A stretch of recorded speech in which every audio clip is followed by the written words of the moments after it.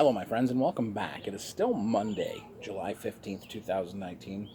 Clearly, I'm still the drunk pokeroo, at least for now. And then it's also beer time. We've been talking a lot about Pilsners and lagers today,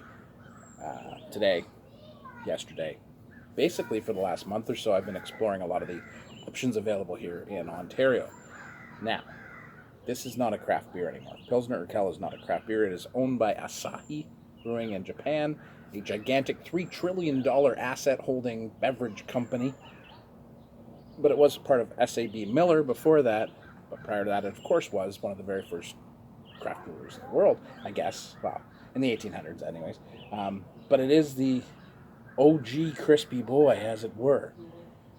Invented in 1842, this style of beer, the pale lager, the Pilsner, now represents 2/3 of the beer brewed in the world, and this was the first one. Now, my goal in life is to drink this beer in Pilsen. It's named after Pilsen, Czech Republic. I want to drink it there. I don't care that it's not craft beer. I don't, because this is, it's iconic. It's important. Now, it's imported here to Canada. I'm going to assume it's not going to be as good. From what I can understand, this was brewed in February, so it's a lager, Pilsner. All Pilsners are lagers, not all lagers are Pilsners.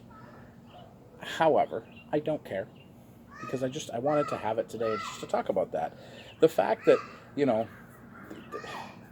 contextually drinking this in Pilsen is going to be a life experience for me that I want to have, regardless of who owns it. Something about Japanese companies owning breweries, though, that people tend to be okay with.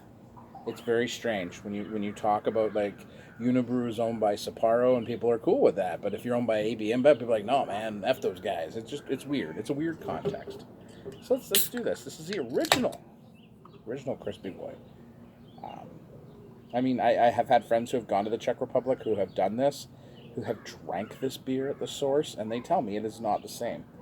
It's better. But, is it weird to have that kind of dream? I don't know. The things I want to do changed when I got into craft beer. There's something about... There's a ton of carbonation on that. Holy crap. I'm getting your cereal grain, your little grassy notes, a little bit of floral notes. It is what it is.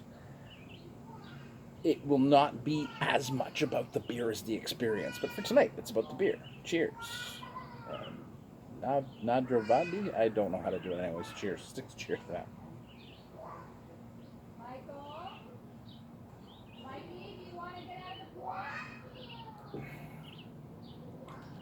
So, it's okay.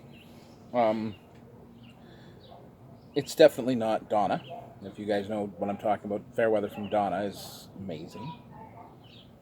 It's funny, though, in my head, I can see that sitting, and I don't know how I can see it because I've never been there, but I can see sitting on a patio with a mug of this on vacation and just being, like, at peace. So I'm going to take that for that. It's a little bit, it's okay. It's a little long in the tooth, probably. Definitely has a nice cereal grain bitterness, nice cereal grain body to it. A little bit like a grassy hay note, and then there is that kind of spicy Saz hoppiness to it. You get from using the Saz hops. It is what it is.